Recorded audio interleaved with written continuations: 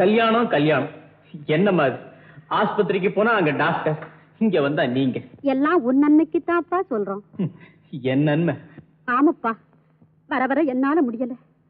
மருமக ஒருத்தி வந்துட்டா நான் என் பாட்டுல ஏதோ கோயில் குளம்னு நிம்மதியா இருப்பேன். உன் மனசுக்கும் ஆறுதலா இருக்கும். அம்மா, ஆனந்த், உன்னை பெத்த தாய் சொல்றேன், எனக்காகவாவது நீ கல்யாணத்துக்கு சம்மதிக்கணும். சரிம்மா, சரி.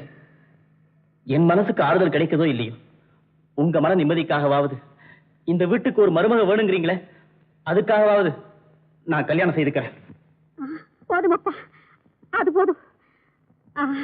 பொண்ணு கூட. அம்மா, நான் எதை பத்தியும் கவலைப்படாத. இதுதான் பொண்ணுன்னு சொல்லுங்க, அவ முகத்தை கூட பார்க்காம நான் தாலி கட்ட தயாரா இருக்கேன்.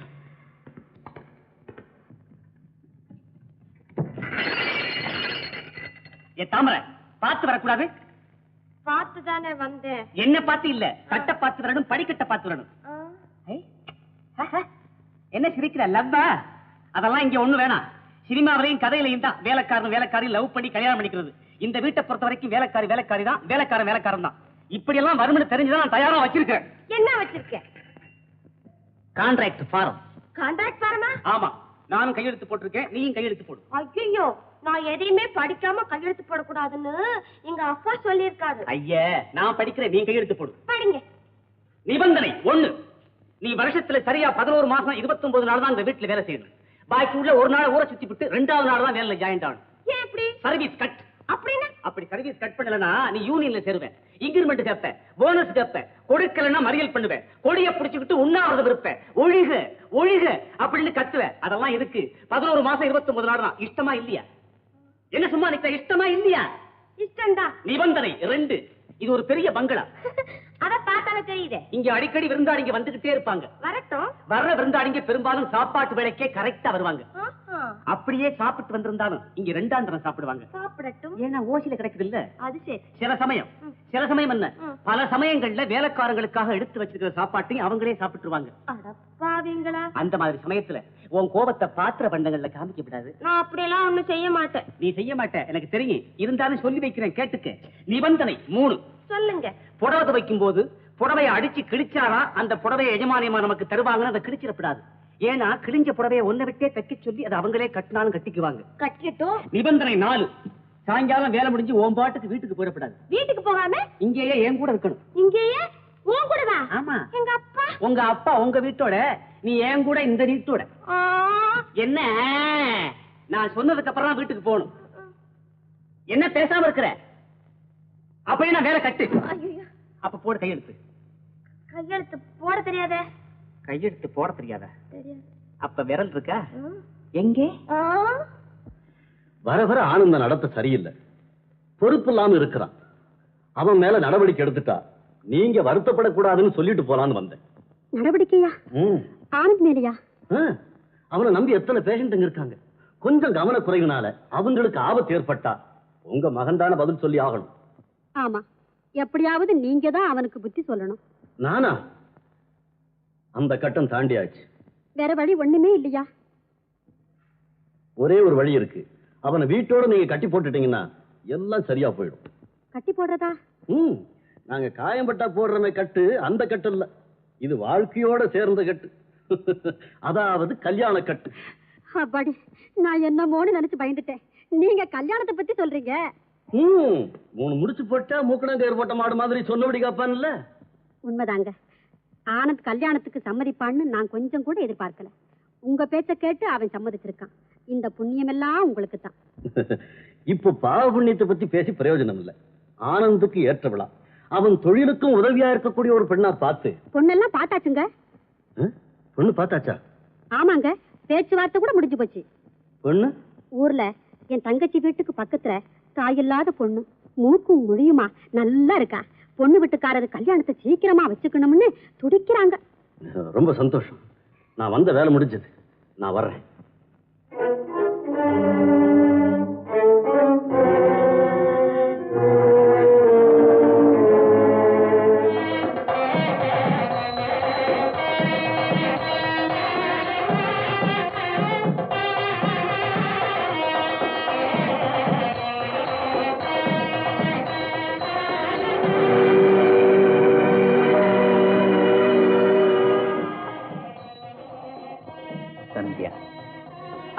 பேர்.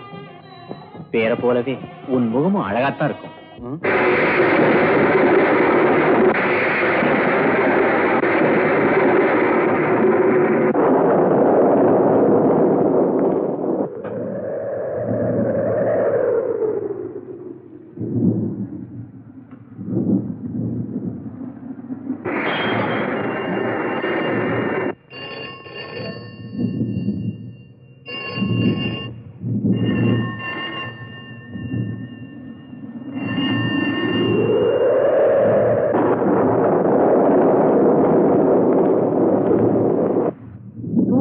என் வாழ்க்கைக்கும் ஏதோ சம்பந்தம் இருக்கத்தான் வேணும்.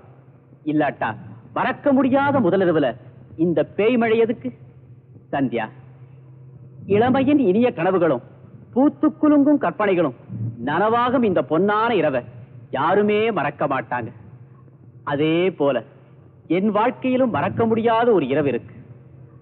அன்னைக்கு நடந்த சம்பவம் என் மனசை விட்டு என்னைக்குமே அகலாது. ஒரு நாள் இரவு இதே போலத்தான் மழையும் மின்னலும் சூறாவளியுமா இருந்தது. பல ஆவிங்க ஒன்னா சேர்ந்து அலற மாதிரி பேய் காத்து, மரங்களின் நிழல் பிசாச போல ஆடிக்கிட்டே இருந்தது. ஜன்னல் திற படபடத்தது. இங்க இருந்த கண்ணாடி டம்ளர் இதே மாதிரி கீழே விழுந்து நொறுங்கிடுச்சு. அப்போ டெலிபோன் மணி அடிச்சு. ஒரு நோயாளியை பார்க்க அவசரமா வரணும்னு தட்ட முடியாத கோரிக்கை. நானும் மறுக்க முடியாம புறப்பட்டேன். ஒரு பாழஞ்ச பங்களாவை போய் சேர்ந்தேன். ஆனா நான் யாரை காப்பாத்துறதுக்காக போனேனோ அந்த பொண்ணு, அந்த அழகான பொண்ணு, நான் போய் சேரத்துக்கு முன்னாலேயே செத்து போயிட்டேன். நான் வெளியே வரபோதுதான் அந்த பங்களாவில் பல வருஷங்களா யாருமே வசிக்கிறது இல்லைங்கிற தகவல் கிடைச்சது. இதே போல டாக்டர்கள் வரதும் அந்த பொண்ணு சாகரமான நாடகம் பல தடவைகள் நடந்திருப்பதாக சொன்னாங்க. இது விசித்திரமா இல்ல சந்தியா?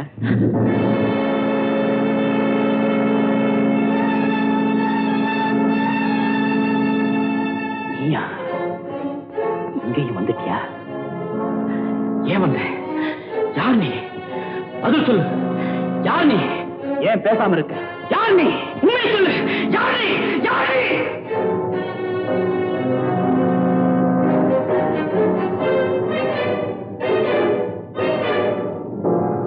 என்னப்பா அது? என்ன நடந்தது? என்னங்க ஐயா? ஒண்ணு இல்லம்மா. என்னமோ சத்தம் போட்டு பேசிக்கிட்டு இருந்தியே. என்ன நானே திட்டிக்கிட்டு இருந்தேன். ஆனந்த். அம்மா, அவ யாரம்மா? யாரு? மருமகளையா கேக்குற? வீட்டுக்கு ஒரு மருமக வேணும் தேடி கொண்டு வந்தீங்களே, அவ யாருன்னு கேக்குற. என்னப்பா சொல்ற? அவ யாருன்னு உங்களுக்கும் தெரியாது, எனக்கும் தெரியாது. கூடிய சீக்கிரம் தெரிஞ்சுக்கோ.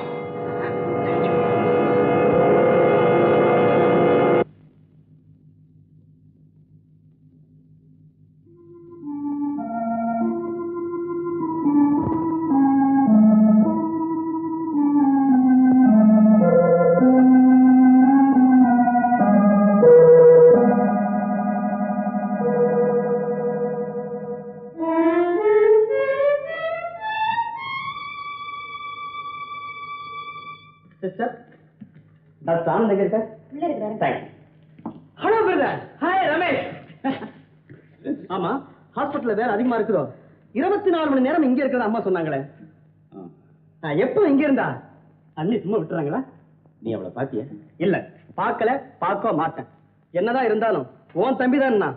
என்ன கல்யாணத்துக்கு கூப்பிட்டியா இல்ல ஒரு பத்திரிக்கை தான் அனுப்பிச்சியா? உலகம் பூரா சுத்துற என் அருமை தம்பியே, உன்னை எந்த நாட்டுல எந்த பகுதியில எப்படி கண்டுபிடிச்சு எங்கேன்னு பத்திரிகை அனுப்புறது? ஏண்டா?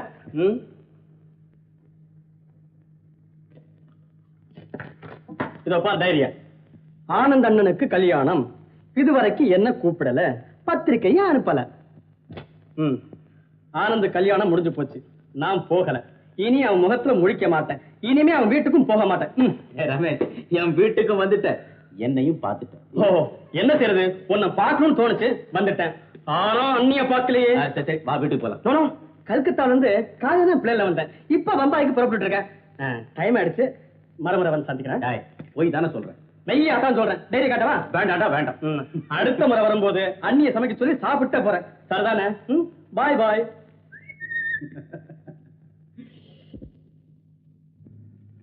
சார், படம் சார். படமா? நம்ம அம்மா வரைஞ்சது. அம்மாவா? சின்னம்மா, சந்தியா அம்மா வரைஞ்சது. என்ன ஜோரா இருக்கு பாருங்க.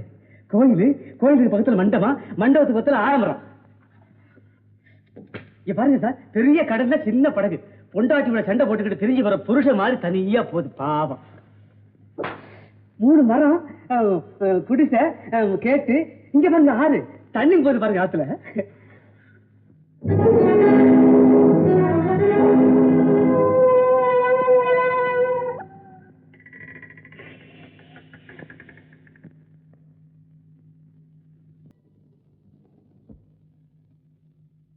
இந்த பாட்டு உனக்கு எப்படி தெரியும்?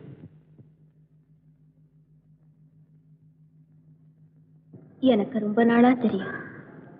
சந்தியா, இந்த பாட்டு உனக்கு எப்படி தெரியும்னு கேட்டேன். ஞாபகம் இல்லை. எவ்வளவு நாளா இதை பாடிக்கிட்டு இருக்கு? இது இந்த பாட்டு உனக்கு ரொம்ப பிடிச்சிருக்கு, அப்படித்தானே? பாட்டும் தெரியும், பாடவும் பிடிக்கும். ஆனா எப்போ எங்க எப்படி தெரிஞ்சுக்கிட்டோம் தான் உனக்கு தெரியல. சின்ன வயசுல இருந்தே தெரியும்னு நினைக்கிறேன். அப்ப இருந்து இதே பாடுறேன். அதனாலதான் நினைச்ச இடத்தெல்லாம் பாடிக்கிட்டு அலையறியா? நினைச்ச இடத்துலயா? நானா? இந்த பங்களா உனக்கு தெரியுமா?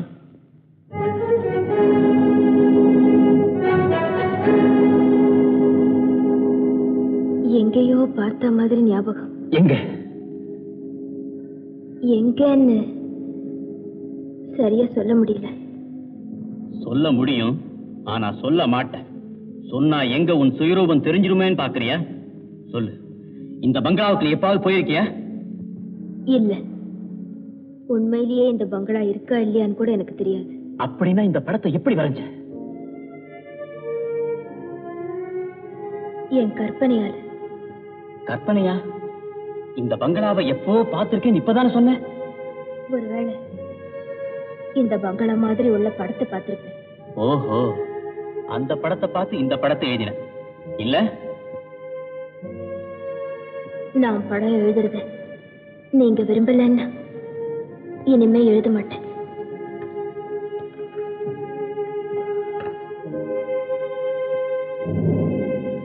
அந்த விரல்ல என்ன? ஒண்ணுமில்ல. ஒண்ணும் இல்லையா? படம் வரையறதுக்காக பென்சில் சிவும் போது பிளேடு அடிக்கடி இப்படித்தான் விரல அறுத்துரும், ரத்தம்னா எனக்கு ரொம்ப பிடிக்கும் அப்படின்னு எல்லாம் ஏன் சொல்ல மாட்டேங்க? உண்மையை சொல்லு. மௌனம் சாதிச்சே மறைஞ்சு வாழ பார்க்கிற.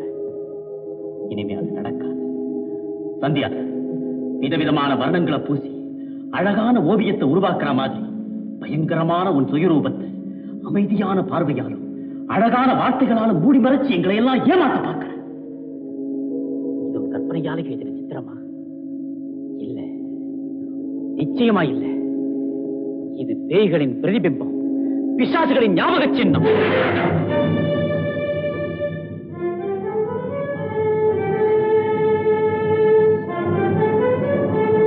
என்னப்பா இது? அவ எவ்வளவு அழகா சித்திரம் வரைஞ்சிருக்கா. இதை இப்படி வீசி எறிஞ்சிட்டியே. அம்மா, நீங்க அவ எழுதின சித்திரத்தை தான் பாக்குறீங்க.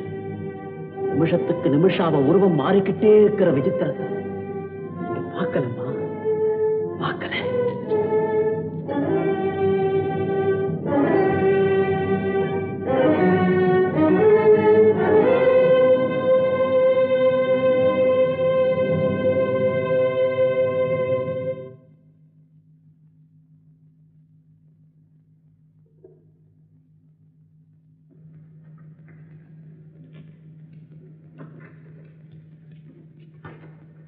இங்க ஏன் வந்து?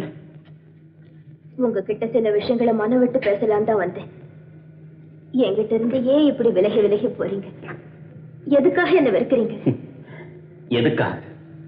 பூமிக்கு மேல ஆகாயம் இருக்க, அது எதுக்காக? நெருப்புல உஷ்ணம், மலர்ல மென்மை இருக்குது, அது எதுக்காக? இன்னமும் சொல்ல போனா நாம செஞ்சுக்கிட்டமே கல்யாணம், அத கூட எதுக்காகன்னு கேட்கலாம். நம் கல்யாணம் அது ஏன் விதியத்தான் கேட்க. உன்னுடைய விதி இல்ல சந்தியா, எல்லாமே என்னுடைய தலைவிதி. யாருக்குமே கிடைக்க முடியாத இன்ப பொக்கிஷம் எனக்கு கிடைச்சிட்டதாக கருதி கடைசியில துன்பத்தை விலை கொடுத்து வாங்கிட்டேன். அது என் தலைவிதிங்கிறத தவிர வேற என்னவா இருக்க முடியும்? தண்டை ஒலியும் கைவளையும் வரவேற்பு தர மெல்ல நடை நடந்து புது மணப்பெண்ணாக நான் இந்த வீட்டுக்கு வரும்போது 1000 இன்ப கனவுகளை கண்டு வந்தேன். ஆனா குடத்து பால் கவந்தா போல என் கனவுகள் எல்லாம் சிதறி போச்சு. உங்க வெறுப்புக்கு ஆளாயிட்டேன். உங்க இதயத்துல குத்தும் உறவு முள்ளாயிட்டேன். முள்ள புறையோடி போன புண்ணுன்னு சொல்லு. உங்க தகுதிக்கும் அந்தஸ்துக்கும் நான் ஏத்தவள இல்லாத இருக்கலாம். ஆனா உங்க வெறுப்புக்கு ஆளாகும்படி நீங்க மன்னிக்க முடியாத அளவுக்கு அப்படி நான் என்ன தவறு செஞ்சுட்டேன்? தவறு நீ செய்யவே இல்லை, நான் தான் தவறு செஞ்சுட்டேன். எங்க திரும்பினாலும் உன் உருவத்தை பார்த்ததும் திரும்ப திரும்ப உன் கள்ளப்பட்டதும் என் தவறு தானே.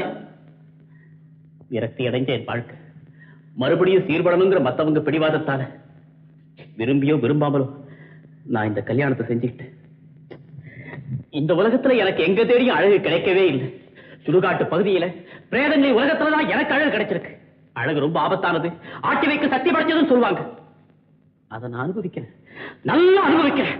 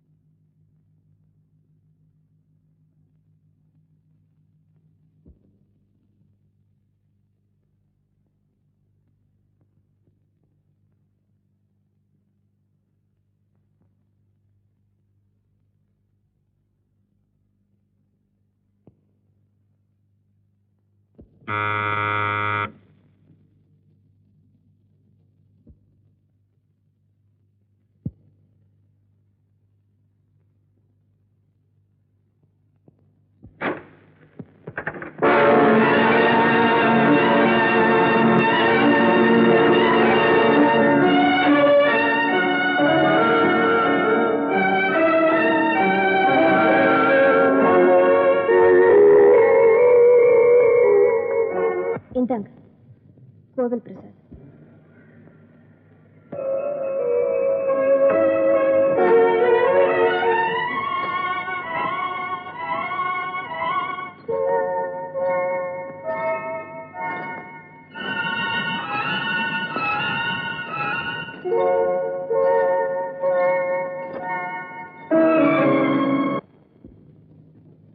அம்மா அம்மா, அவர் வந்தாச்சு. யாரு? பெரிய சுவாமிஜி. சுவாமிஜியா? ஆமா, கடவுளுக்கு அடுத்தபடி அவர்தான். அவர் கால் பட்டா பேய் பிசாசு நிக்காது, பஞ்சாப் பறந்துடும். நம்ம சந்தியா அம்மாவை கூட்டிட்டு வந்து அவர்கிட்ட காமிச்சா ஏதாவது வழி சொல்றாருமா? யோசிக்காதீங்கம்மா, அப்புறம் ரொம்ப சிரமப்பட்டா கூட்டா இருக்க. வாங்கம்மா, போயிடுவாரு. வாங்கம்மா, வாங்க. ஆஹா, என்ன தேஜஸ், முகத்துல என்ன அருள். சுவாமிஜி கண்ணை மூடிக்கிட்டு இருந்தாலும் அவருக்கு 3 உலகம் தெரியுமே. சாமியே சரணம். ஓ, நீயா? ஆமா சுவாமி. ஜெய் சங்கர். இனி நாம் இங்க இருக்க முடியாது, போகிறோம். சுவாமி, என்ன இது? ஏன் சாமி போறீங்க? அவங்க என்ன தப்பு செஞ்சாங்க? தவறு யாரும் செய்யவில்லை. ஆனால் நாம் இந்த வீட்டிலே இருக்க முடியாது. இங்கு யார் யாரோ இருக்கிறார்கள். யார் யாரோ இருக்காங்களா? இந்த வீட்டிலே நீ மட்டும் தனியாக இல்லை. என் பிள்ளை இருக்கா, மருமக இருக்கா.